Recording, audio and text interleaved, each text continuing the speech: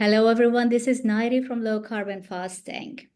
This episode is part of the series on this channel called Type 1 Diabetics Talk, where both host and guest or guests are Type 1s. And you guessed it, we come together to talk about Type 1 diabetes. Today's episode is going to be dedicated to exercise, um, insulin management during exercise, fuel, diet, and also blood sugar normalization during exercise, because blood sugars, as you know, can go up or can go down.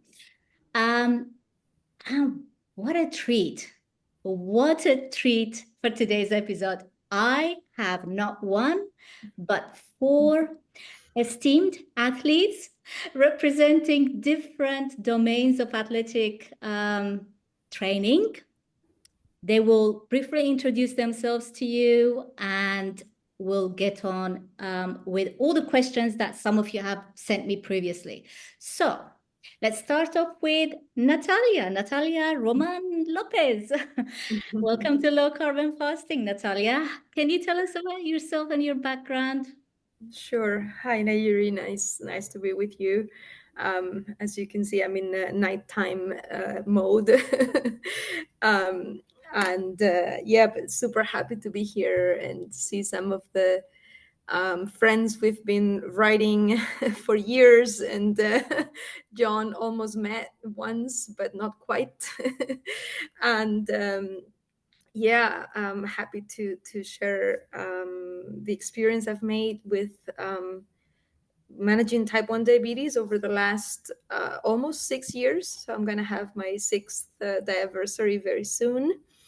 And I always say I was an athlete. Sounds very serious, but I was a very sporty person before diabetes.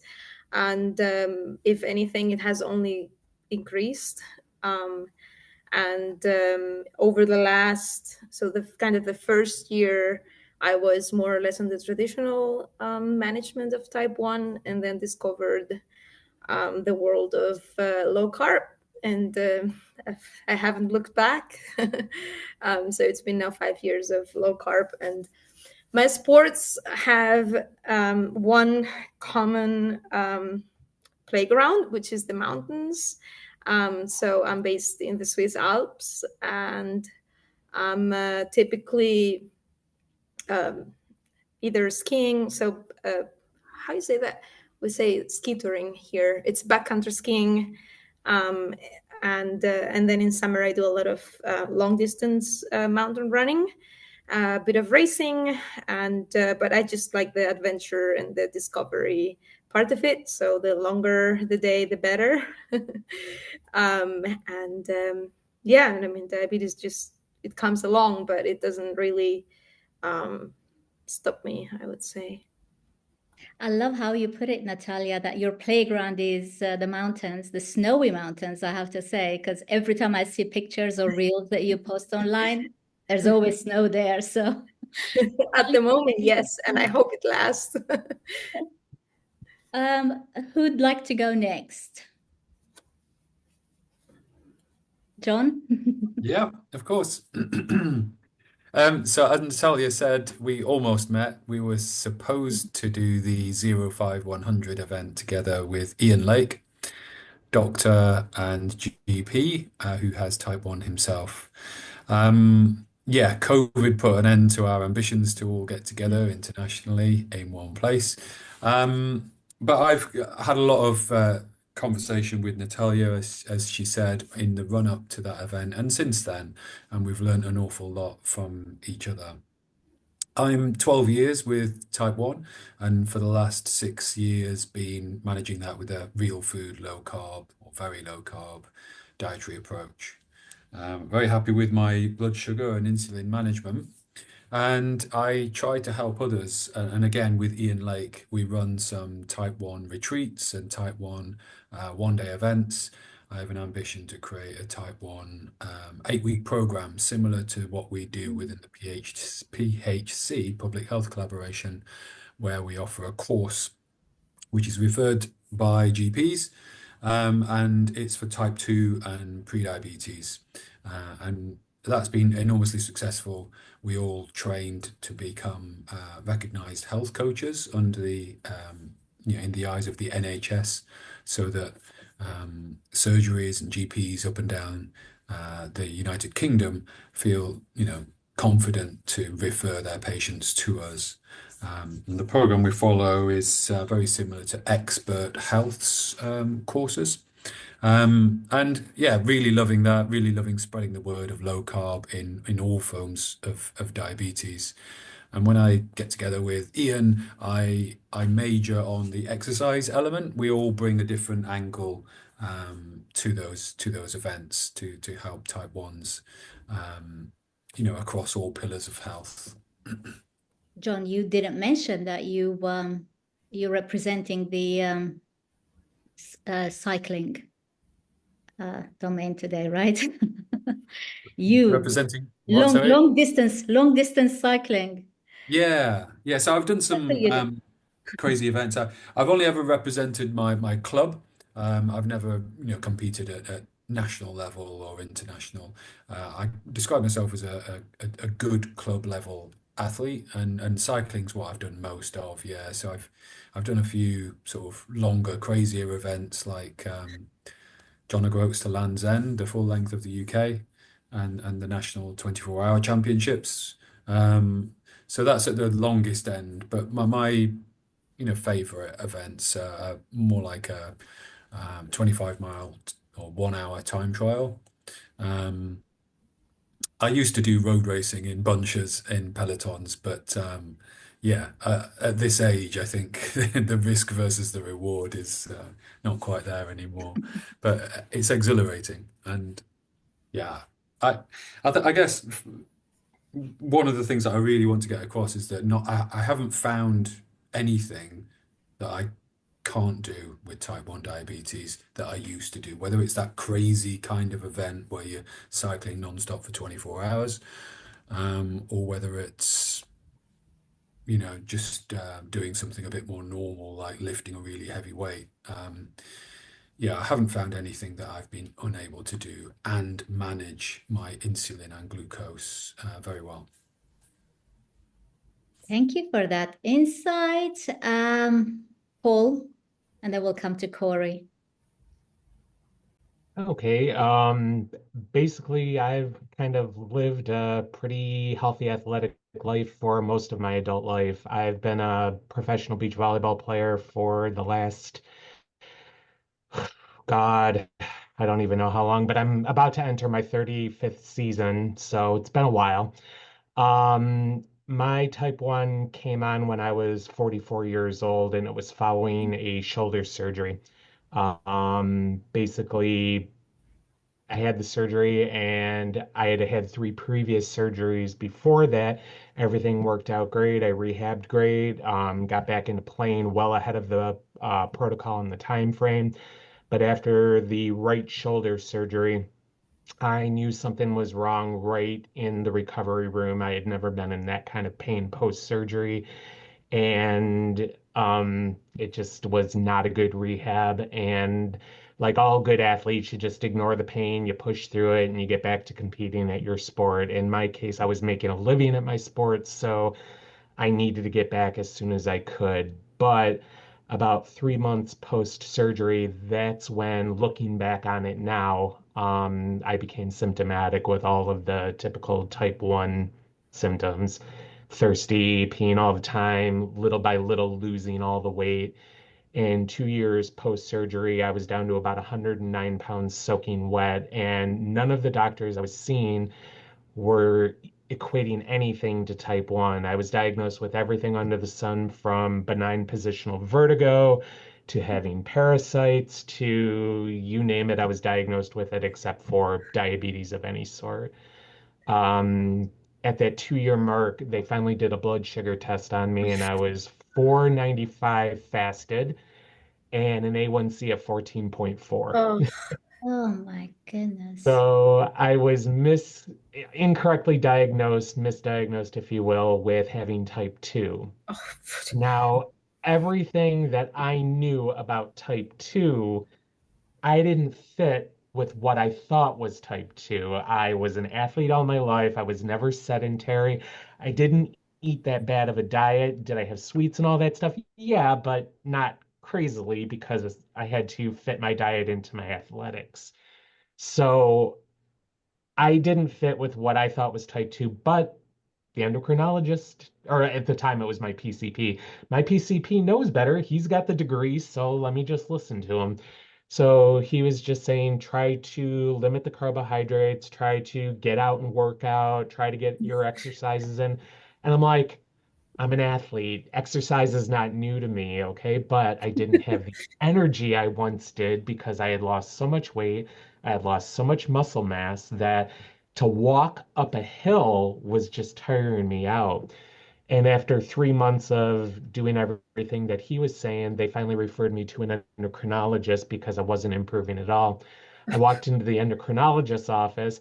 She took one look at me and said, "Hi, you need to go to emergency because you're not type 2, you're type 1." And so the belligerent athlete in me is like, I'm not type 1. I got this. Just tell me what I need to do. I don't need to be on insulin or anything like that. But she finally wore me down. I went to emergency, got on a insulin management drip that night, went to her office the next day after they got my blood sugar down to about 90. And that was when she laid it out for me. They did all the testing in the hospital that night. And yeah, that's when my life changed. Um, I immediately started low carb the day I got diagnosed, and I had had some experience with Atkins back in the late 90s when one of the women on the professional tour told me about it, that we were going into our off season. The big joke was try not to put that extra 10 pounds on, over the holidays. And she had mentioned that she was starting her own modified Atkins plan. So I looked into it. I was like, okay, let me do that. I don't want to put that 10 pounds holiday weight on. And it all worked out. But did I ever do it again? No. But I kept it in the back of my mind that when I got the diagnosis, I was like, okay, I got to look into this low carb thing and see if I can do this as a type 1 diabetic. And that's when I found Dr. Bernstein. I found a couple other online TED Talks. Sherry, I can't remember Sherry's last name, but I saw her thing with low carb, high fat. And I was like, all right, that makes sense. So it all just kind of worked all together. And that's when I found Dr. Bernstein was shortly after that through Sarah, my friend Sarah, who I had seen in a couple groups, and she was mentioning low carb. So it all just kind of came together for me. So going into that following season as a low carb athlete on insulin, I had to learn how to figure out my insulin dosing while I was competing, as well as being able to fuel while competing. And that first season was just a whole thing of learning a new way to be an elite level athlete while managing this disease. So But here we are. I just passed my 10-year mark. I'm coming up to 10 and a half years as a type 1 and figuring it all out. yeah, and you're still competing. So Yes. yeah, and that's amazing. Still Cool. working to my 40th win. I've got 39 wins in my career. I'm still trying to get that 40th win. And then what happens? Hopefully you don't retire then. We'll make a decision after the 40th win. Retirement has been in the back of my mind over the last 2 years, so we'll see. Kory, Well, first I have to ask Paul, how tall are you? 5'9". Okay, and 109 pounds. that's Um, actually, uh, I was thinking that, but 109 pounds, I mean, even Bones and I'm, skin. I'm five, yeah. I'm I've got pictures 5'2". that just came up in my Facebook a couple days ago from back when I was at my worst, and Yeah. I just look at it like, oh dear God, how did I let myself get to that? Yeah. Well, But it's ridiculous that that didn't alarm your doctor because that's not a characteristic of a type 2 diabetic usually no. when you're wasting away. So Little did I know. that's shocking. Yeah. Kory, Yeah. So it seems like we all have a common link here that we're all diagnosed as adults and already me, as just what's that? again, Not me, Oh, it's the guests. I was 5. okay. Yeah. All us guests had an athletic background and then were diagnosed as adults. And I share with Paul that I was misdiagnosed. Um, I had a biochem research background, but I was 33 when I was misdiagnosed. I had transitioned in trying to make my hobby a career. I was triathlon coaching at the time, and so I'm not like a professional athlete by any means. I'm a 220 or 230 pound 6'5", so I'm not like an elite runner build. Not built for that, although it translates into decent like time trialing on a bike. Um, I was training, doing like I love the long endurance stuff, and kind of chills me out. But I was exercising to eat essentially. I was a carb addicted athlete. I look at what I was eating at the time and the amounts that I was eating. I was probably crushing like a kilogram of carbohydrate in a day because I'm a big guy. I'm already a big eater. And so like, yeah, looking like I never counted. I did like loose counts, but if I had to estimate, it would be like 1,000 grams of carbohydrates was probably exceeded throughout some of the bigger events that I've done. And I've done like 200-mile bike rides and, all kinds of longer stuff. And at the time of my diagnosis, I had just finished Ironman Wisconsin like a month before. It was like my fourth or fifth Ironman at that time. I wanted to like dedicate the rest of my life to that sport and just keep getting better and better. And I thought, like I can work hard and like see how far this takes me. And even despite my less than ideal build for it, like I can at least coach if I can do this without getting injured type of thing. I can bring other athletes along because Ironman's it's not what a lot of people think. Maybe in Europe it's a little bit different where you have a higher level of competition, but it's like kind of everyone wants to do it as a life goal. And I enjoyed like getting first time athletes to a finish line in an Ironman event. I was misdiagnosed as type 2. I don't know how that always happens when I was 210 pounds, like 8% body fat. It's just insane that it's like they'd look at parasites before they test blood sugar when a test strip costs $7. I think it should be, in the midst of this diabetes epidemic, I think it should be tested as often as blood pressure and weight in a doctor's visit. I just don't understand. But yeah, I continued in the sport for a little while. I had actually, while I was getting my diagnosis corrected, after doing some reading, a lot of reading. I like to dig into things deeply. Came across Mark Sisson's book, which was a nice kind of intro into like he kind of had like this kind of sloping down into low carb and ketogenic, and I thought maybe ketogenic would kill me, so I was very careful in testing, and the science side of me just kind of helped direct me into figuring out what is safe. If I'll fall off of some sort of cliff if I go below 150 grams of carb in a day or whatnot. But at that endocrinologist appointment that I had like fought for, like I called like, I don't know, probably 10, 20 times within a week saying, this is wrong. My blood sugar is not responding to this metformin. My blood sugar is still 360 and going up. And like my first inclination was, I'm not going to eat anything. So that, like, because I knew it raised blood sugar. They tell you what raises blood sugar, and my blood sugar was high. And I'm just like desperate and wanting to not do this. Just kind of had a general mistrust of the medical system from there on and knew to keep doing my research. But yeah, did sign up for an Ironman in the lobby of that endocrinologist visit because Ironman Arizona used to sell out in like 5 minutes. And it was at the same exact time as that appointment. So I was like, I fought for this appointment, but hold on, I got friends that I'm competing with in Arizona. So I made her wait a couple of minutes and was looking for Wi-Fi in the lobby and got in there. And I knew if I was going to do it, and I wanted to follow through with these were friends that I had met, abroad and wanted to have a nice reunion with. And then the next goal after getting in was, okay, how do I do this and do it safely? I had found a couple of type 1 athletes. I knew it was possible, but I also knew the importance just out of what I thought was common sense, that normal blood sugar would be the goal.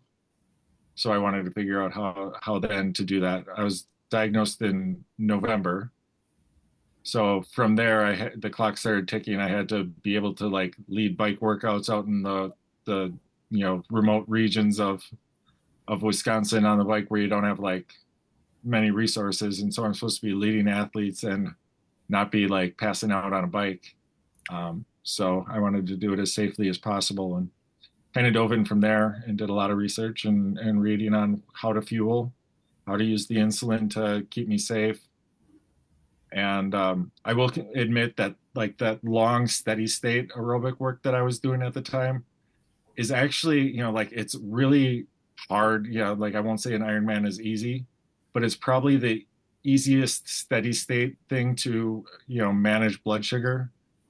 Whereas like pro volleyball and like, like criterion racing or even in our time trial, like that type of, intensity or, ski touring, those burst activities are a greater challenge. So I unfortunately just don't have time in my life right now to be training like 20 hours a week in a steady state. But to kind of transition the conversation into how I was managing, I found for that work, it was pretty simple. I would set a 30% basal for about 30 minutes beforehand using Novolog and a pump when I fought to get access to the tools that I needed, which is its own debate. And I would be able to kind of adjust through that, and that actually was a pretty good setting for me to fine tune and learn how my body responded to insulin, how the sensitivity increases when you're actively exercising, and like like some of the information, like you need to eat 60 grams of carbohydrates. Like I'm not going to be it's bolus-ing 120 insulin. now it's 120 per hour if you want to perform. Oh, it's insane. Yeah. And for me, I kind of use a general rule of about exercise about triples the action of insulin, if not quadruples. So like, but you're just playing with fire on this, like fine, like we're on a roller coaster, compared to our previous lives, and we both, or all of us, jumped into it with that roller coaster running on fast forward as athletes. So it just hits you in the face, like, can I live my life like the way I like to live my life? I exercise to chill out and to be a fit, healthy person, but like you're just faced with all these challenges that you got to sort through. Yeah. We'll discuss the insulin management in a minute. But Kory, I just remembered because I've hosted Kory before, so the link will be below. People just check that episode out as well. We talked about Bernstein protocols. So when I talked with Kory last time, I remembered your mom is also type 1 diabetic. So you must have realized that this doesn't sound like type 2, right? Yeah, my mom didn't get a proper diagnosis until 3 years ago, though. She was similarly misdiagnosed, but fortunately on insulin. But I did have a nephew with a type 1 diagnosis he was diagnosed as a teen. So I was aware of it, and just I had taken like anatomy phys twice through college in two different colleges. So like I knew that there was a difference, and I knew that I wasn't, like I just don't understand how somebody who is a lean athlete who rides their bike to the doctor's office gets told that they're an insulin resistant type 2 diabetic and handed a soda in my case. It was a weird experience, and it just was very kind of like the best thing they could have done for me is to just kind of play their cards and be like, yeah, don't trust us, because that was the impression that I got. Natalia and Jon, you don't have that experience, right? You were diagnosed correctly right from the beginning. Yes. Sort of. I was put in a clinically interesting category for a little while. which didn't leave me feeling very comfortable. Is that what they labeled it as? Clinically interesting? More or less. I don't think that exact wording was used, but yeah, that's how it came across. You are presenting as if you're a type 1, but it doesn't seem that you're a type 1, but you're lean and you're an athlete and all these things that we've just been hearing. And I think unfortunately for me, I went the private route because the company I was working for at the time provided that private healthcare, which for those not in the UK, it's normal to be looked after by the National Health Service, the NHS. But if you work for a big company, they often provide you private healthcare, which it was a bad thing in my case because I think I just got given somebody who, she seemed as though she'd been out of work for a while and maybe just decided to rock up as an endocrinologist. I now realize that after maybe a year of doing the kind of reading that Kory's been doing, I probably knew much more than her about this aspect of endocrinology. Of course, it's a huge field. Yeah, and so it took a little while to get a firm commitment that I was presenting as if I was type 1 diabetic. So I've never actually had a diagnosis, in truth. So perhaps I was more of a traditional traditional type 1 diagnosis. But what Paul was saying before kind of resonates also with me, the fact that we normalize even the craziest symptoms, right? And to me, like I still wonder, I still look at pictures wondering, hey, when did it start? Like when did I start losing the weight? Or like peeing like crazy, drinking like a maniac. Like when did it all start? And of course, at some point it gets really bad, and then you're like the alarms go off. And so for me, it was a straight diagnosis, also with an HbA1c of 14. I remember, so I was on a 10-day ski touring trip where I was literally like eating snow all the time because I was so thirsty. And then I came back and I went to work and all my colleagues were like, "What's wrong with you?" And I'm like, what do you mean? And I had I think I lost around 10 kilos of muscle in the last 24 hours. Like I felt it, like the muscle is gone. And then at that point, I really thought, okay, something is really wrong here. And then I got the diagnosis like straight away. Like the good, so let's say the positive of how the diabetes training goes here is that they really empower you, like not to think that your life is over and you're not going to be able to do even the things that we do, which is not the average person, let's say. But for me, and I had unlimited time, like unlimited education time, so I would go to the hospital and like be there for 4 hours and then come back the day after and and we would just go through my day to day, like every detail. And like I still have like papers with like each gram of food, and then I would go to a restaurant. Like I was like a student of the disease, kind of like you really want to do a good job. And at the same time, I made also a plan to, this was early April, and I had my first race of the season like early May. I went and I did it. So and I never doubted that the count your carbs approach was not the right one. What do I know about type 1? So I just followed, thought this is how it is supposed to be. And because I took it so seriously, I got very frustrated as well. So I did that like for the whole summer, and I was racing. Everything was, everything was okay, but except it wasn't.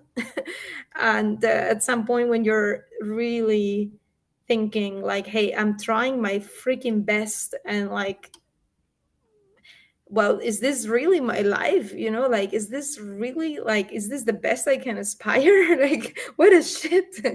And then it had to really be a friend who told me, like, but I mean, just to stop for a second, like, forget all all you've learned.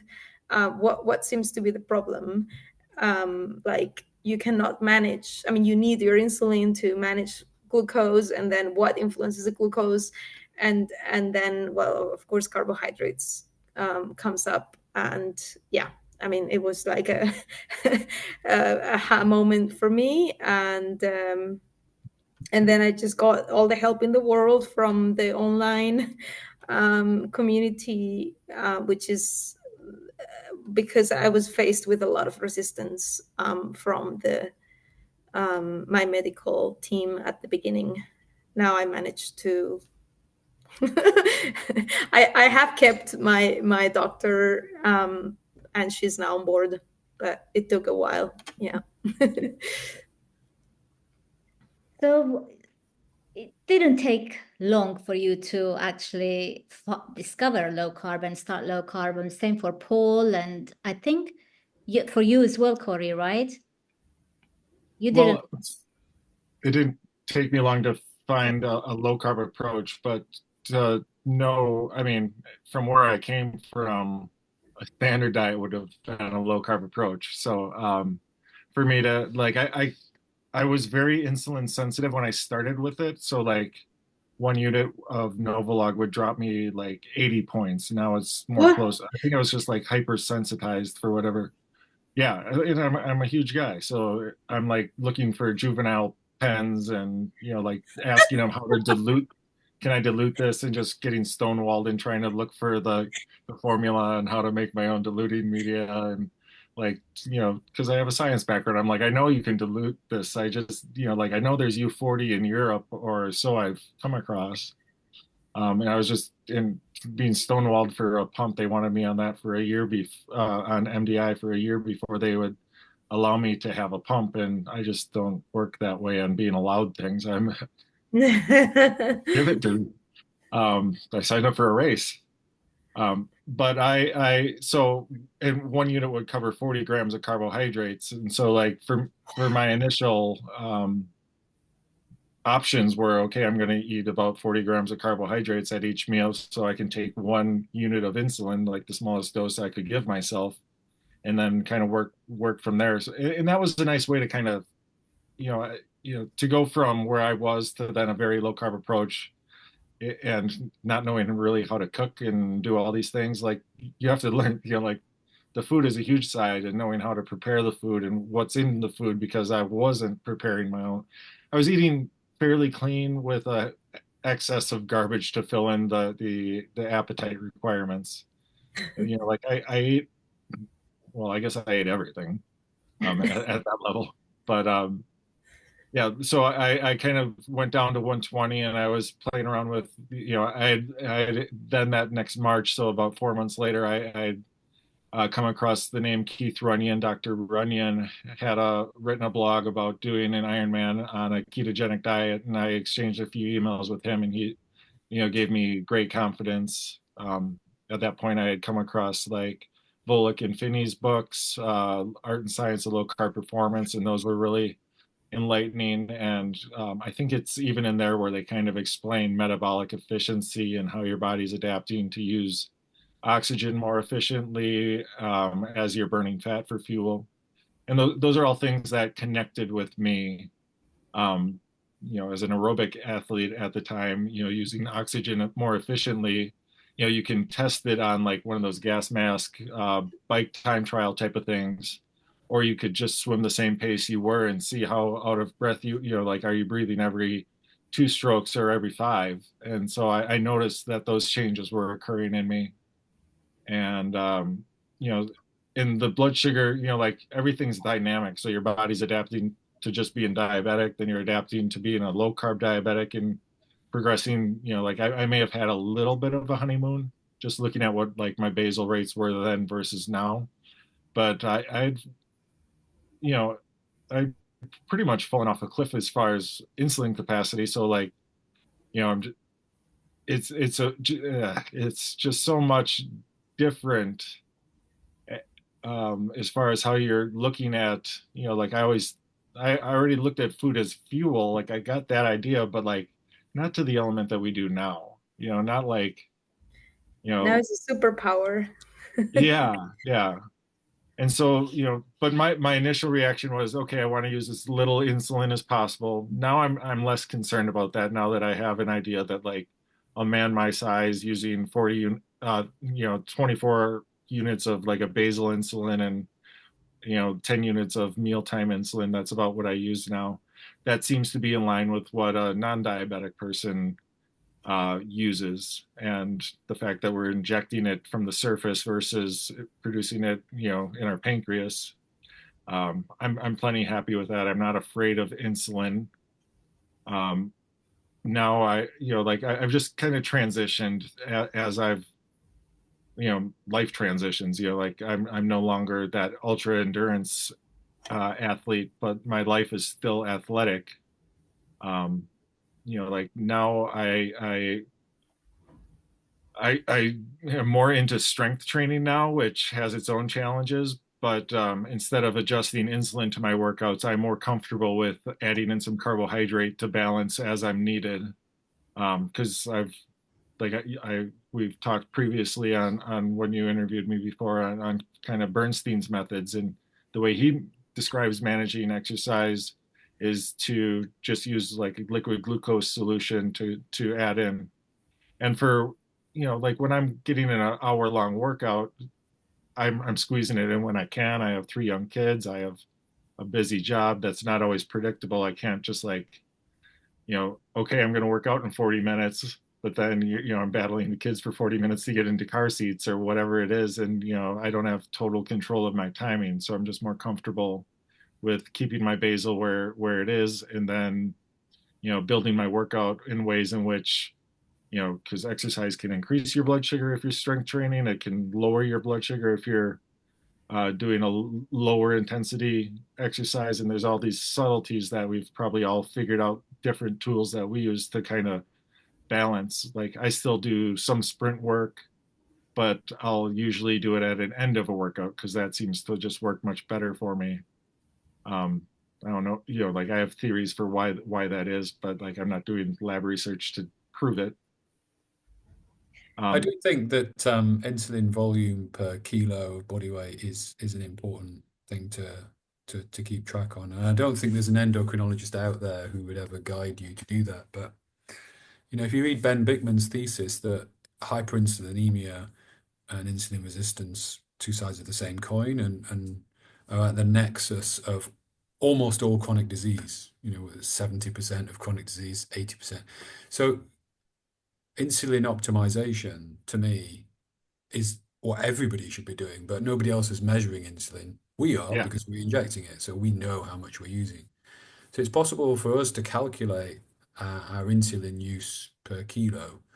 Mine's sits at about 0.3 units per kilo body weight. Yep. And the research out there suggests that people engaging in normal lifestyles while being lean and healthy sit somewhere between about 0.2 to 0.5 units per kilo per day. So I'm happy that I'm fairly normal. Mm-hmm. I wonder what healthy, very low carb, real food people are using in terms of insulin per kilo per day. I suspect it's probably 0.1 or something. Yeah. But I think that is an important metric, and it's what I ultimately want to manage myself to. We can talk about the nuances of when you inject, how you inject, pumps versus MDI, which formulation of insulin. But I think ultimately that sits at the top of what I'm trying to achieve. I'm trying to achieve the lowest amount of insulin for the most normal glucose. Mm.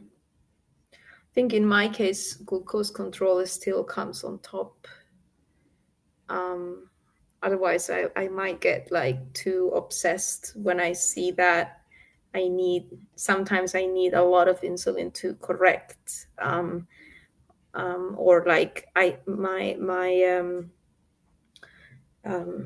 well, I don't know if to say insulin to carbohydrate ratio or to protein ratio, but I sometimes feel like, wow, I do need a lot of insulin. And I mean, what can I do? This is what the body requires. So it's a bit of a mental hygiene that I try to get like good control, and yeah, and still think that if I look back, or if I just decide one day to eat something carby, then you realize really that you're using maybe 1/3 or 1/4 of the insulin that I would be using.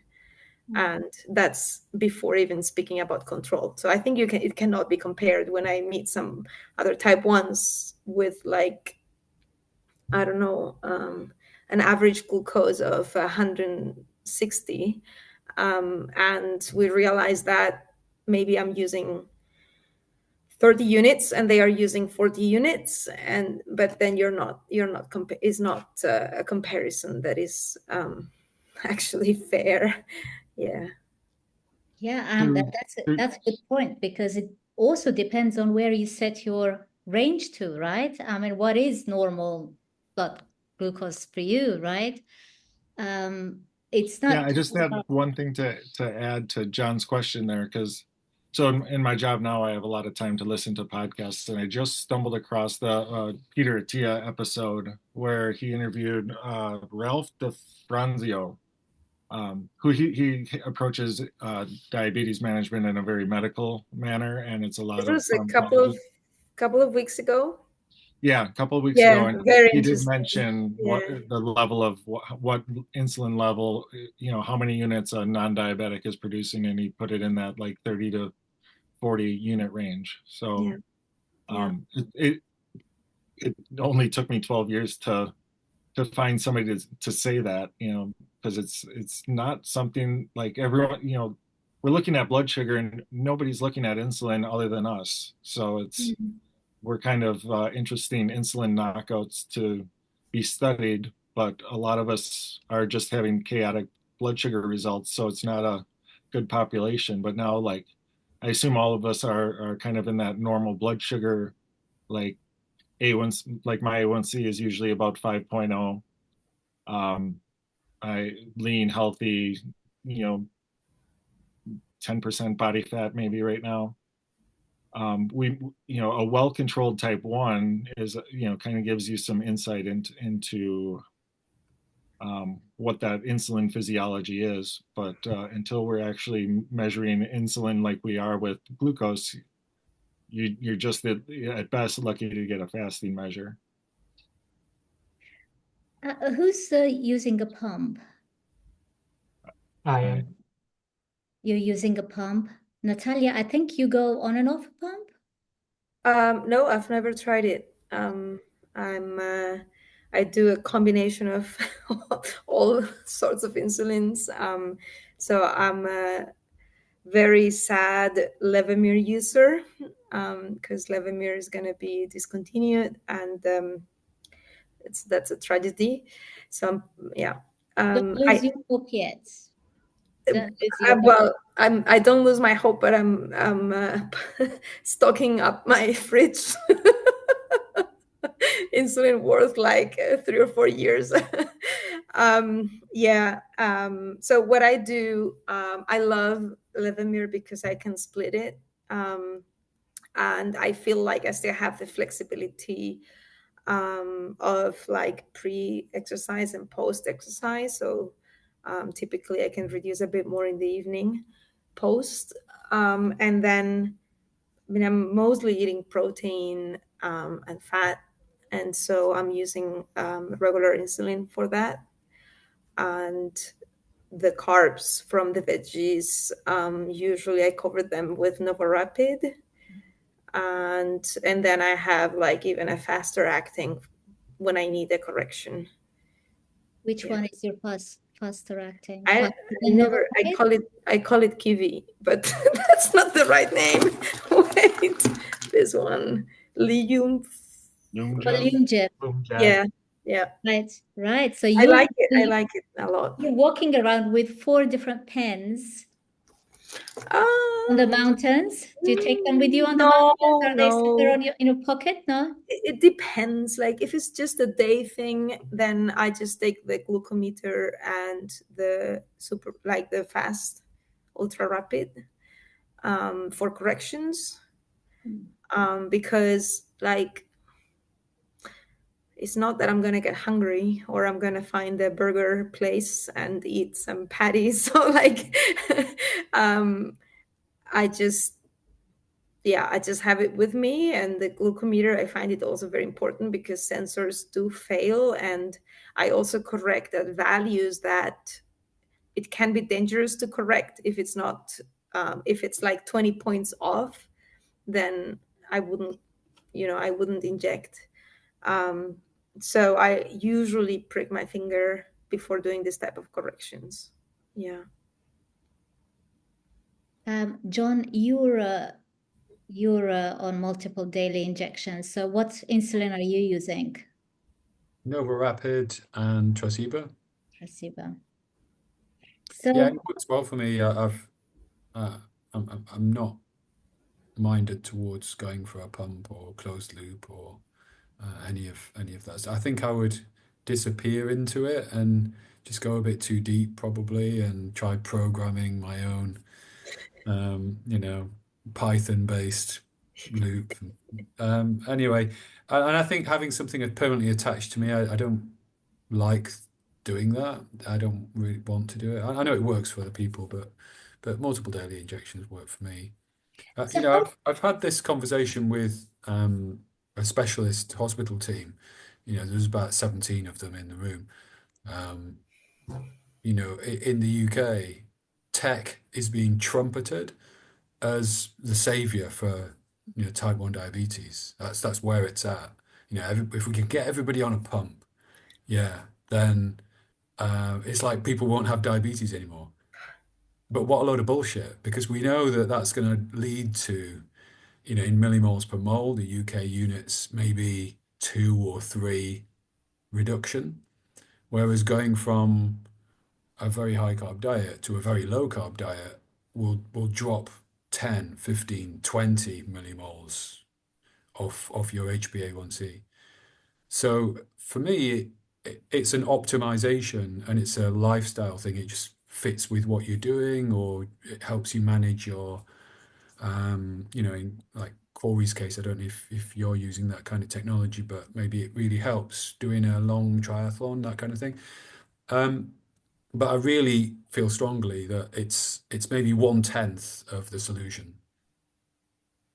yeah, it's just another way to inject your insulin. This is how I mean, I love I'm on the Omnipod. I love it. I don't feel it. I forget it's there. So I just part of me, and I literally forget where I've stuck it. So the other day I was sitting with friends and they asked me, so can I see, your pod? And I'm like, oh, yeah, I can't remember where it was stuck. So it works for me. But again, so I'm interested, Jon, because Tresiba is such it has a long kind of profile, right? How do you adjust that? Because that's one of the toughest or the most difficult insulins to adjust. It doesn't have the flexibility of Levemir, for example. I think everybody's different. And I would like to say that the half-life of Tresiba in one body is different to the half-life of Tresiba in a different body. I haven't done the research, but I wouldn't be surprised. I find that if I split my Tresiba, which I do, half and half, which theoretically doesn't make sense, does it? Because it's hanging around so long in the body. But I do find that actually, if I just don't have my night dose the night before I go out in the morning for, say, 8 or 10 hours in the saddle on the bike, that does have an impact on my blood sugar control and will help to prevent me from going too low by having too much basal on board. So splitting my Tresiba, and keeping my basal relatively low in the first place, I think really helps. You know, And I my guess that basal is adequately your pitched, but doses I are think about 10 units. what's that, sorry? What are your doses? Because that kind of affects the duration. I'm assuming with what you kind of alluded to with that you're taking about 20 units a day or so, So if I'm total basal. exercising frequently and keeping my insulin sensitivity going and my exercising muscles are hoovering up loads of glucose, I might be using 12 units basal per day, split Per day. 6 and Okay. 6. Yeah. Yeah. So then that won't, like, if somebody's taking like 40 units as their daily dose, that would definitely have a longer leg, but that's quite interesting. Paul, your turn to share what you do with us. So you're on a pump, you said, right? Which pump are you on? I am on the Omnipod Eros still, Nice. because I love it. I tried the Omnipod 5 when it first was brought to market. I gave myself 90 days on it in automated mode, and that thing sucked. I don't use the automatic mode. I gave it 1 week. Well, yeah. After the Only. 90 days, after the 90 days, I gave it 2 weeks in manual, had full success, but I had so many Eros pods that I had stocked up on that I was like, let me just go back to the Eros because I can't stand the controller of the Omnipod 5 either. You can't see it in bright sunlight. You have no idea what you're dosing, how much you're dosing. You can't look at your history. The screen is just terrible. So I went back to the Eros in, oh God, 2022. And I still have about 8 more boxes of Eros pods to go through. And meanwhile, I'm stocking up on the Omnipod 5 pods. So when I use my last pod, I'll be switching back to Omnipod 5 in manual mode 24/7. You're right. I can barely see it, and I'm not playing Yeah. volleyball on the beach, but And for some reason, they it's introduced the screen. iPhone app, but for some reason, it's not installing on my phone. And apparently, there's a lot of people that it's not installing on their phone. And I called Omnipod 4 months ago about it. And I called the other day to follow up. I'm like, what's going on? They're like, oh, yeah, you're still at the top of the queue and we're still looking into it. I'm like, all right, guys, whatever. So how do you adjust your insulin? It's based on whatever, either if I'm doing a workout that day or if I'm in a tournament, it all depends. And then what kind of workouts I'm doing. So if I'm in the gym and it's going to be a day of cardio, which is only 1 day a week, I don't do like long distance cardio or long lasting cardio because it's not conducive to my sport. But I do like to go for distance runs every now and then, and I do like to go on the elliptical, and I do like to go on the Stairmaster. Stairmaster is the most conducive thing for my sport because I set the resistance very, very low. So I'm having to stay on top of it while I'm doing the stairs, and that equates to what it's like to jump out of deep sand when I'm traveling and competing on different beaches. So what I'll do for those type of workouts, I'll reduce my basal about the hour to hour and a half mark prior to the workout, and hopefully I don't take any nasty drops or anything like that because I am on a pretty high basal rate per hour. So I'll reduce it by about 50% prior to the workout. And then post workout, I wait about a half hour and then readjust the basal back to normal. If it's like a training workout on the sand with our coaches, then typical to what Kory was saying, because we're working at an anaerobic type of thing, I equate it to a HIIT workout, very quick bursts of energy followed by short, periods of recovery, back to fast bursts, back to short periods. That's pretty much what beach volleyball is. It's every rally is anywhere from 7 seconds to 30 seconds of energy, quick recovery between serves, next serve, repeat, rinse, repeat, rinse, repeat. So, because of that, my blood sugar prior to a match starting will start to go higher because of adrenaline, because of nerves, that kind of thing. But then as I settle into the groove and flow of a match, it starts to rectify itself. So I never have to worry about injecting insulin to counterbalance that. I let my body do its own thing. In between matches, especially because if I were to take insulin when I see that blood sugar hike happen, if I were to take insulin post-match, I'm going to tank. So I rarely take any kind of insulin prior to a match. And then in between matches, I'll just keep an eye on my watch and just make sure that I'm not doing any kind of weird things, with the blood glucose. Very rarely I might take a unit before the next match, if I have a half hour before the next match. But it's very rare that I do that. Do you fuel yourself during the match? I do. Not during a match usually. It's usually between matches, I feel. I try to stick to high protein, higher fat type thing. So beef jerky, I make homemade beef jerky. I do bacon jerky in my dehydrator. Um, I use a product called Keto Brick. I don't know if you're familiar with it.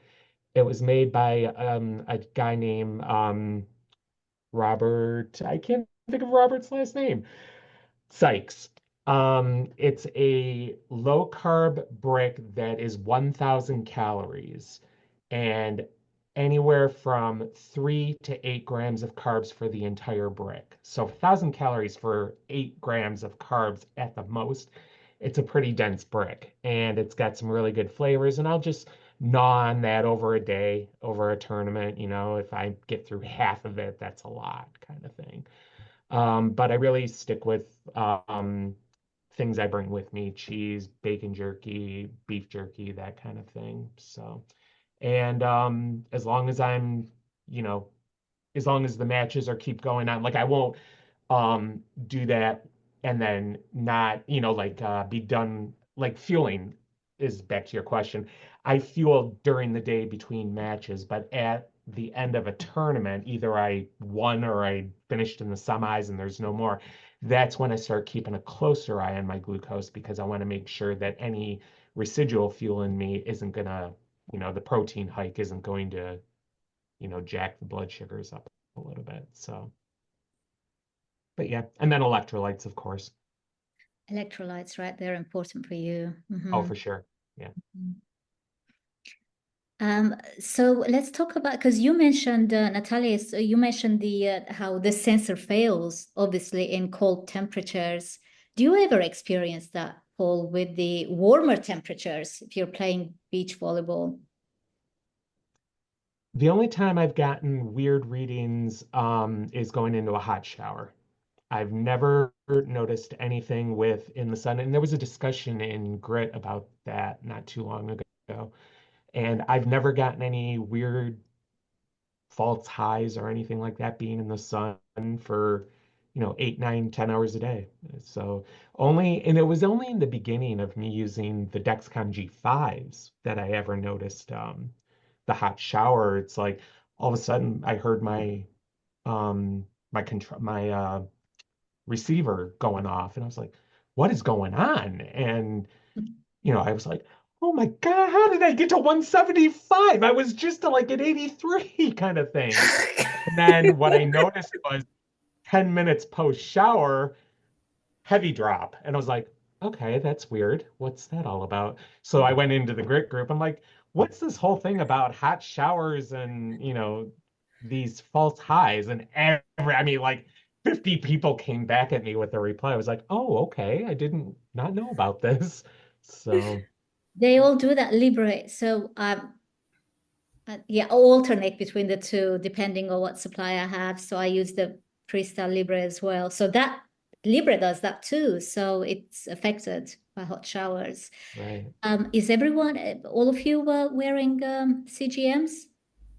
I think Yeah. so. Yeah. I wanted to bring up so my current job is kind of my current athletic challenge. I drive. I have a commercial driver's license, and so I drive a semi, and I have the fun of actually unloading it by hand. So each day I'm unloading about 15 to 25,000 pounds of food products, and some of it is in the freezer, some of it's at 40 degrees, and sometimes, like I'm working in -10 degree Fahrenheit weather all the way up to 90 degree, 100 degree weather. And so with those shifts, I do notice that I get shifts in my CGM. I use a Dexcom G6 right now that I keep on my thigh. Um, and like I'll go from like very cold and I'll see that it'll read falsely low. And then I'll hop in the cab after I'm done and blast the heater in the truck, and it's got a good strong heater and some cedar heaters, and all of a sudden it'll read falsely high. And so I like Natalia's point about always finger sticking for corrections and those doses, because those artifacts, not only are they still delayed behind capillary blood, but they're much more apt to be erroneous. So like, and then in addition, my kind of gym workouts include, I like to finish with a sauna after a strength workout. And so I'll sit in a 170-degree sauna for 30 minutes. And I'm using the Omnipod Dash, which I do not use in its automated mode while I'm working, because it just, by the time it's correcting, I'm on to the next stop, and then I'm physically active at that next delivery, and that's when that insulin is active. So like, it's great for when I'm home after I try to cram in 2 big protein meals after my 10 to 12 hour workday, and then I'll eat one meal, and then I'll work out, and then I'll eat a dinner, and then hit the bed. And sometimes when you're stacking dinner too close to bed, I like to use, the closed loop system really helps to prevent the overnight highs if I, because I don't want to be too aggressive while I'm sleeping, but I like the loop function for that.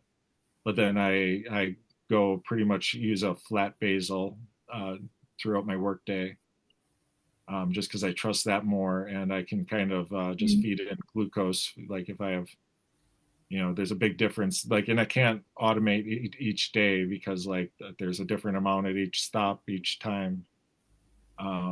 So like I'll feed in glucose at those points, reactively or a little bit proactively. If I know it's going to be like, I'm going to be here about an hour and a half, I know I'll need something if I'm unloading like 5,000 pounds of Culver's frozen food into a basement, and it's a workout of its own. And then I have like 6 to 10 more of those types of stops, but like for smaller ones I wouldn't need it. But yeah, you're just kind of, the adjustments that an automated system provides just don't fit that level of dynamic start Your stop. speed. Exactly. So Natalia, you mentioned some of your foods.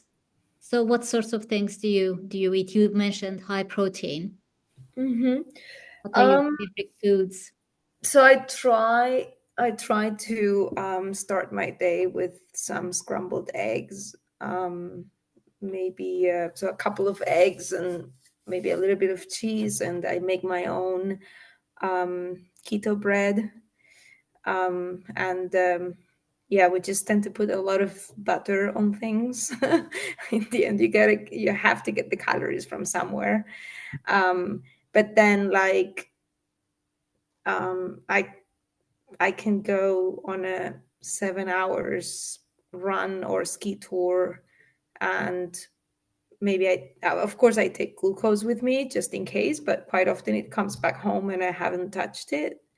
And I would just take maybe, I don't know, bunch of little bag with peanuts, and maybe it's hard to know, but like maybe 30 grams of cheese in a bag, and like it's really minimal.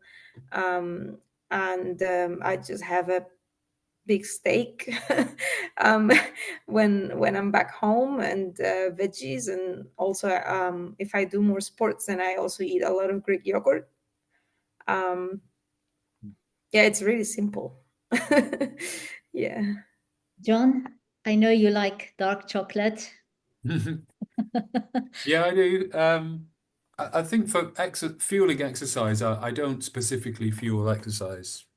I do bouts of exercise, and that could be a half-hour run, it could be a 16-hour ride, and there's no fueling that's specific to the exercise. So my fuel in between bouts of exercise is just 2 meals a day, very low carb, less than 50 grams a day of carb, real food, very little processed food content, focusing on meat, fish, eggs, and A2 casein dairy, so goat milk, goat yogurt, a bit of dark chocolate, as you just said, for a treat, few berries. That's my diet. This is what I use when I'm out and about. Can't really see that, but it's the Dextro energy tablets. At the full one. Fast, Like precise. Yep. There we go. We've all got the same flavor. it's the best one.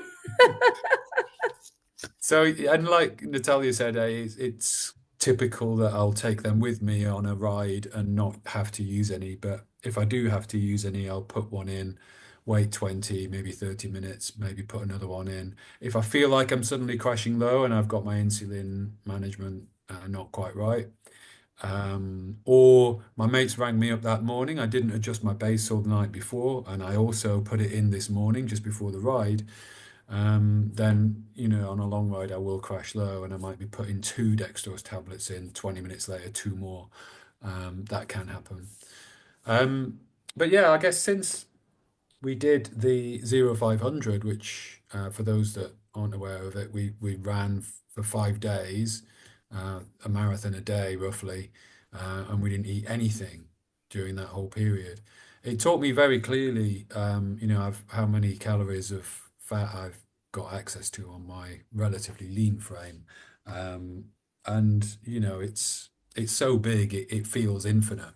Of course, it would run out after a month or two. But yeah, there's nothing I take with me specifically on what could be a very long ride, and I'd be very happy to go and ride tomorrow for a whole week, not taking any food with me whatsoever. But that's just because I've been very low carb for a long time, maybe like others on this call, and I've got the metabolic flexibility to burn fat. So. I could feel it before. So when I was high carb, but I was nevertheless doing long things, I could notice how the first 2 hours were a total mess in terms of glucose and insulin. But then there was something was clicking because I was not fueling like the traditional, like I was not eating to have energy. So at some point, everything was normalizing, and I guess I was accessing my fat for energy, even though I was not low carb. And then it was kind of heaven until I would just eat some sort of, fast carb, and then I would go back to the ups and downs. Yeah. Paul, how do you treat your lows? One of my sponsors is Honey Stinger, and they create these energy chews that are 4 grams of carbs each, and their main sweetener is honey. So I'm able to use those, and because I'm so carb sensitive, because I've been doing this for so long, they say that honey has to go through the digestive tract and all that stuff before it gets you. It doesn't work like that with me. With me, within 10 minutes, one of these chews, which is 4 grams each, I start jacking up to the safe levels. But excuse me, I will say that, though, that in the last year, I've had one low where I've needed to treat with any kind of glucose or dextrose or honey stinger product. And my lows are usually brought on because of my exercise, that I didn't reduce my basal correctly, or, something I forgot to do within that kind of thing. So I don't get lows very often, because my blood sugar does that initial jack up before my tournament matches start, or if I'm doing a practice with my coach and my teammate, you got the start, stop kind of thing. My blood glucose starts high, and then during the duration, I come back down to normal. Very rarely do I drop low from that. So, I've been very lucky that I haven't had any major lows, and when they do happen, they're very quick to treat. So what do you take with you when you're in a tournament, Paul? You're wearing the pump, but do you take any spare pods and just in case something goes wrong, yeah, you have to. Yeah, I take about 5 pods with me on a weekend tournament. If I'm always traveling outside of New York because there's no money to be made in this state for beach volleyball. So if I'm going to California or Canada or Chicago or whatever, I usually take between like 5, 6 pods with me. I usually take about 2 extra sensors with me. If I'm at the end of my transmitter for the Dexcom, then I'll take the extra transmitter with me. I take my Omnipod Eros has the built-in meter on it, so I take my glucose testing kit. So all the tech I bring with me, so and extras. So and then, that's on top of whatever fuel and, electrolytes I need and that kind of thing. Natalia, do you do much traveling? Are you always on the Swiss Alps? Um, well, let's see if it counts as traveling. So tomorrow I'll drive with a friend for like 1.5 hours, and just to be like on the south side of the Alps. And well, actually, I'm going for 3 days, so I guess that counts as traveling, sleeping outside of the home. But it's pretty. I mean, I haven't even packed yet, so it doesn't like it's pretty straightforward for me, and I'll just pack like one extra sensor and probably, I mean, I will just look at the insulin. Okay, yeah, there's not much left, so I'll take an extra one. But I'm pretty relaxed. I shouldn't say this, but I don't even take the glucagon with me um, at this point. And I do have lows at night, but I just feel like they are never too violent or like it's this the law of the small numbers at the end of the day. So when the low comes, you'll see it coming, and you will always have time to react, and you need the small amounts of glucose to fix it. So I feel pretty safe. I also go on my own on very long runs, and I mean, I have had some not so pleasant experiences, but I know that it would be much worse um, if I was like relying on carbs for energy. Yeah. And also, when I was on a high carb diet, my lows were so severely symptomatic. Yeah. Yeah. And now it's not like that. I mean, I would feel helplessly low at figures like 5. That's crazy. Like 5 is like Yeah. like 90, Yeah. right? I'd be Yeah. shaking at 90 Yeah, because you have to leading reteach to higher blood sugars. So yeah, I actually don't even have glucagon here. So for those severe hypos, because I don't have them. I just rely on the glucose tabs, and I try to catch the lows before, I kind of watch my graph, and I try and Yeah. catch it before it dips too low. But even then, glucose does the job for me, this Yeah. dextrose. So I don't have a glucagon at home. So I mean, I should be prescribed, but I've never asked for it. I've never been offered it either. So I have the glucagon, but I live by myself, so it's not like it's going to do me any good.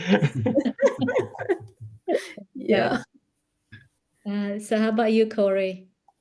I mean, I have some Basquimi, whatever, but I've never used glucagon.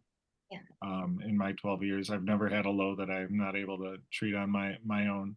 And part of that is I think each of us are athletes that presented with really high blood sugars.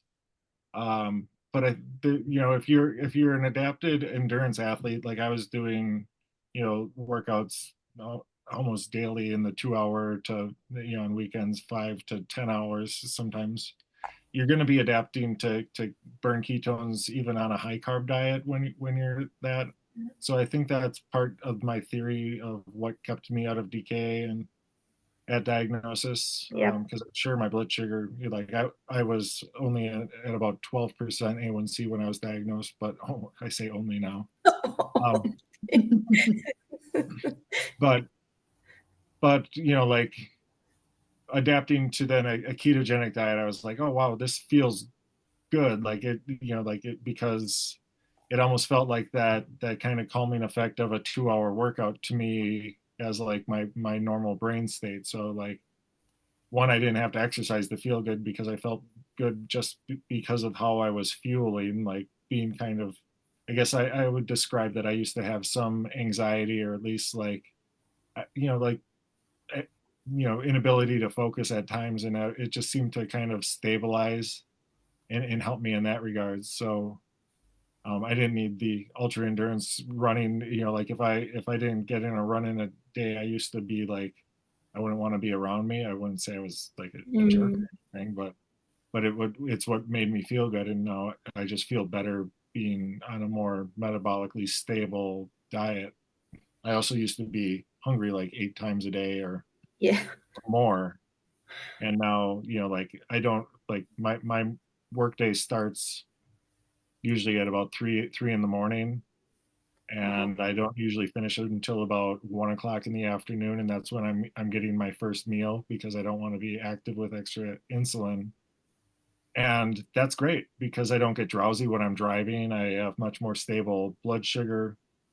And then like in regards to in the case where if I do have lows, like uh, Natalia described that, her lows don't feel as severe, like that's got to be related to being keto adapted and that your brain has access to fuel beyond just glucose. Because and like for as scared as physicians are about ketones, like I feel like that's just a really key aspect that the general person is missing, the fact that I'm very grateful that my brain has access to ketones, because if I drop below 70, I am not impaired to that manner. Like I'll get hungry if I'm at 60, and I'll notice cues. I'm not like hypoglycemic unaware, and I'll still get like the adrenaline effects of a severe low, but I'm not like staggering. Like it's not a dangerous situation. I still strive to correct as fast as possible, and ideally I do prefer to, especially like if I'm running, I'll run at the gym for an hour. That'll drop my blood sugar. And in cases where like blood flow is diverted from your stomach, like glucose tabs that I use take longer to digest. So I'll include like just a measured amount of glucose in the water bottle that I have, and that'll absorb at a faster rate during an exercise. So ideally that's the case, but otherwise I'm kind of using glucose tabs to correct. Those are just kind of my last couple of points, I guess. Yeah, I mean, I don't remember when I've lost my coherence, for example, because of a low. Even like in the 60s, I'm perfectly fine. I treat, but to bring myself above 70, but I could easily just go all day long in the 60s. I don't really feel impaired in any way. Let's talk about protein, and then we'll wrap this up. How much protein do you think you're eating per day?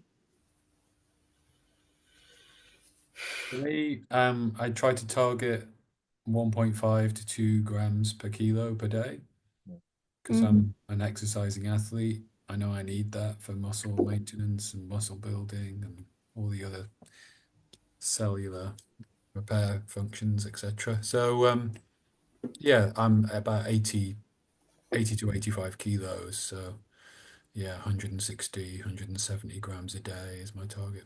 Of protein. And how about fat, Jon? Do you count the fat, or do you just...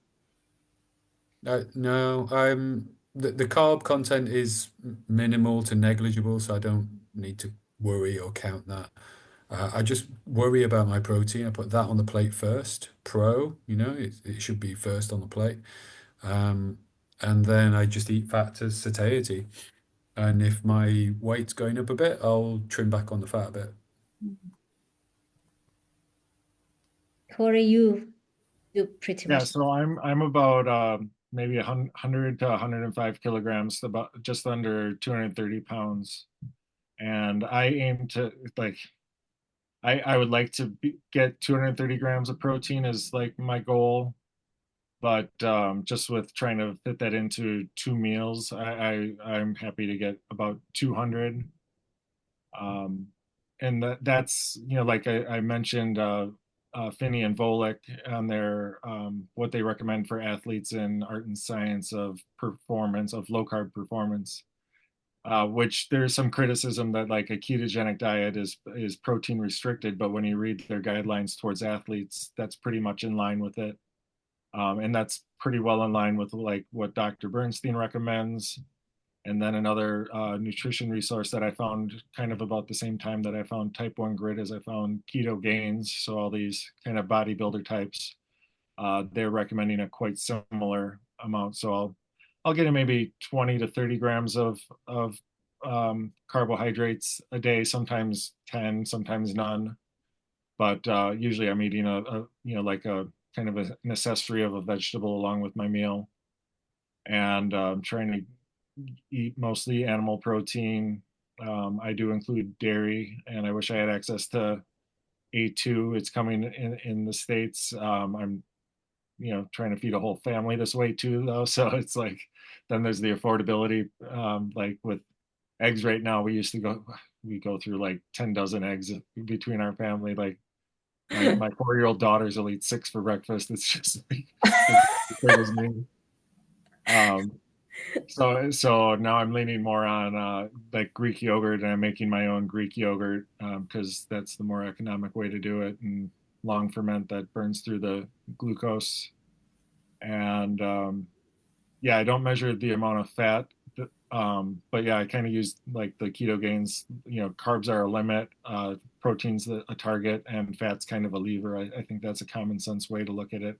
If you're putting on weight, and you're not using the fat that you're putting into your body or the fat on your body, then reduce it. But I'm so active that I can be fairly, I'll be honest, gluttonous with it. So yeah, it's kind of, I mean, how can you cook 6 eggs in a pat of butter, and like how do you measure the amount of butter that remains in the pan versus did all that salad dressing and olive oil make it from the leaves into your mouth? Like those margins of error are significant because it's calorically dense. So I think just looking at like the kind of practical element of your waist or what your goals are. Like my goal isn't to be a professional athlete, it's to be satisfied.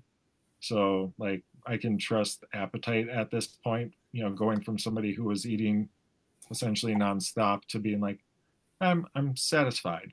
Like I am not hungry. I don't, and I have enough to make it through a 12-hour workday the next day and not be like famished at the end. So from the outside of somebody who's not used to eating this way, I'd say I eat a very high fat diet, but I'm eating mainly what kind of goes along with, maybe how the French would cook. And I made the nice choice of marrying a chef, and she can cook very well. And Good choice. but I don't know exactly how much of what is always in a dish, unless it's something that I make. I mean, she gets what I'm doing. She does very similarly herself, and for our kids. So like, monitor that they're growing, monitor that we're, at the size we want to be. Just look at the outcomes. Yeah. Paul, protein is the focus for you too? Yep. And that's the way it's been since the beginning. I never fell into the whole high fat keto mentality. I never understood that. I found keto gains pretty early as well. So I kind of followed there between Dr. Bernstein and keto gains. It was protein forward, and everything else comes after that. So protein, I try to get between 200 and 250 grams in a day. Sometimes I hit it, sometimes I don't. If I'm in season, I'm a little bit more regimented with it just because I want to keep the satiety levels very high. I don't want to have to worry about anything. Fat wise, whatever comes in and on the protein, very rarely do I add extra. Maybe a slice of cheese here and there if I'm having like pork loin or something like that. I'll throw a slice of cheese on there, that kind of thing. And then whatever, if I'm having a salad, I make my own salad dressing. So whatever fat comes in there. But very rarely am I adding extra over and above kind of thing. Um, I forgot what the other question was you had with that. Sorry. It's just the fat, yeah, protein and fat. So Okay. I Yep. think that was the question. Natalia did so. Yeah, you covered your food. Is there anything else you'd like to mention before we say goodbye? We should really record part two. There's so much more to talk about. Maybe one question. Also curious to hear what the others have to say. I measure ketones out of curiosity, and I've always been quite surprised by the low numbers that I get back. I have this theory that the way we administer insulin like creates it puts us never in an insulin deficit. Therefore, it protects us from DKA, or like it protects us from our ketone bodies going much higher because of all the circulating insulin.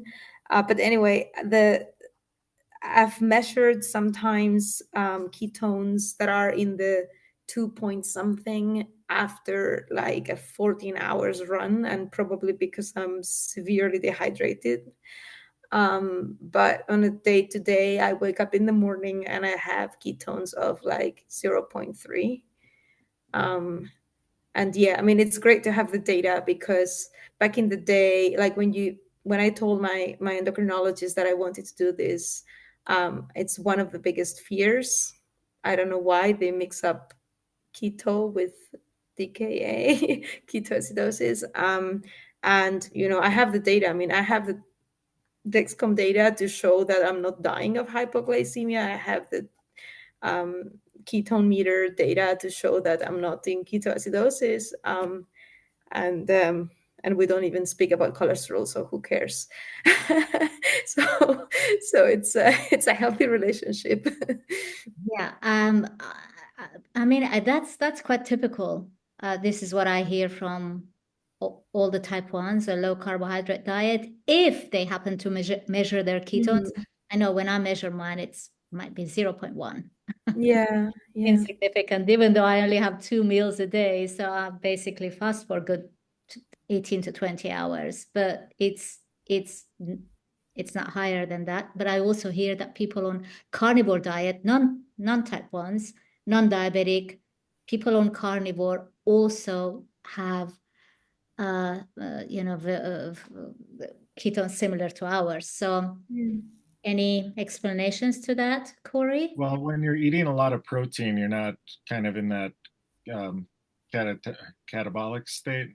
You know, so yeah, we do require a little bit more because we're injecting as opposed to producing. But also as athletes, we're adapted to burning them as a metabolically adapted to burn ketones. They're not going to build up. When I was first doing all the endurance work, Ironman stuff, and trying to figure it out, I had tested ketones quite often, and usually they'd be around 2-ish at best, kind of post workout, maybe a 2.5. The only time I saw them high where I was concerned was one of the Ironmans I did total post diagnosis. I did totally fasted, and so I went from um, like a reduced basal amount starting at must have been like 5 in the morning before the race to then doing the race and then not finding any post race food and then riding my bike home because of parking, whatever. So then like at 8 o'clock that night, my ketones got up to 7, but that was like me on an insulin level that was, I think while I'm racing, my basal went down to 0.1 unit per hour, whereas normally I think at that point I was at like 0.8 units per hour. And so add in the exercise, boosting your ketones, add in that I was at a very reduced amount, and then in a post-exercise state that lasted a very long time. And I felt fine, started to feel a little queasy, and then looked forward to actually eating at that point, and they came right down, with food. But I was also a little lower protein at that time, and learned to increase protein. So if you're covering protein, and I use our regular insulin to cover my protein, when you have a higher protein level, that's going to help keep our ketone levels lower, because we're not, kind of breaking down at that. So I think that's part of the explanation. But Well, I think Jon knows more than the rest yeah, of us about, because he did his fasted run for 5 days of fasting. Where did your ketones reach? What was 6 the to high? 7. 6, 7. So Yeah. 4 marathons, 5 days of not eating, got up to 6 to 7. I actually got it up there quite quickly. So by day 3, it was up at 5, 5.5, and then 6 to 7 by day 5. And typically my ketones might be 1 to 2. I just did a test just now, and Yes, you were testing. postprandial it was 0.5. Right. I ate a couple of hours ago, put 6 units of Nova Rapid in for that, and ketones are down to 0.5. But yeah, typically they wouldn't get above 2, typically.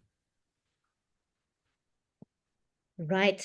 This was so wonderful. I'm sure people will find it helpful. We have to record part 2. What do you say? Sure. Thank you so much, each and every one of you. Thank you, Paul and Kory and Natalia and Jon.